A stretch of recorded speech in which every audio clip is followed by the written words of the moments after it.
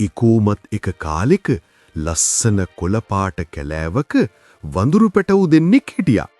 මේ යාළුවෝ දෙන්න හැමදාම ගස් උඩ සෙල්ලම් කරමින් හරිම සතුටින් කාලේ ගත කළා. දවසක් මේ දෙන්න සෙල්ලම් කරලා ගොඩාක් තිබා වුණා. ඉතින් මේ යාළුවෝ දෙන්න වතුර හොයාගෙන කැලේ පුරාම ඇවිදගෙන ගියා.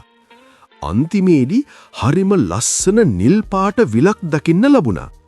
හැබැයි මේ විල ළඟට ගියපු වඳුරු පැටවු දෙන්න එකපාරටම නතර වුණා. ඇයි දන්නවද? විල වටේ තියෙන වැලිවල සත්තුන්ගේ අඩිසලකුණ ගොඩක් තිබුණා. හැබැයි මේ හැම අඩිසලකුණක්ම තිබුණේ වතුර දෙසට විතරයි. ආපහු ආපු එකම එක අඩිසලකුණක්වත් වැල්ලේ තිබුණේ නැහැ.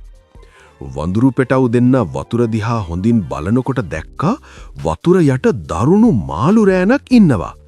ඒ මාළු බලාගෙන ඉන්නේ කවුරු හරි වතුරට බහිනකම්. ඒ අයව කන්න. විල ලස්සන වුණාට ඒක ඇතුලේ ලুকু අනතුරක් තිබුණා. හැබැයි වඳුරු පැටවු දෙන්න කලබල වුණේ නැහැ. ඒ දෙන්න හොඳින් කල්පනා කළා.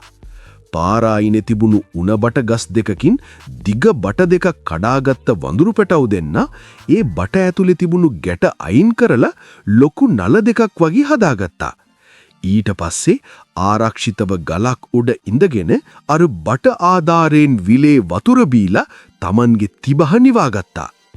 දරුණු මාළුන්ට මේ දෙන්නට මුකුත් කරන්න බැරි වුණා. Tamanගේ ඉවසීම සහ බුද්ධිය නිසා අනතුරෙන් බේරුණු වඳුරු පැටවු දෙන්න හරිම සතුටින් ආපහු කැලීට දුවගෙන ගියා. ඕනෑම අමාරු වෙලාවක කලබල නොවි කල්පනා කරනවා නම් අපිට ඕනෑම ප්‍රශ්නයක් විසඳ ගන්න පුළුවන් කියලා ඉදා ඒ යාළුවෝ දෙන්න ඉගෙන ගත්තා.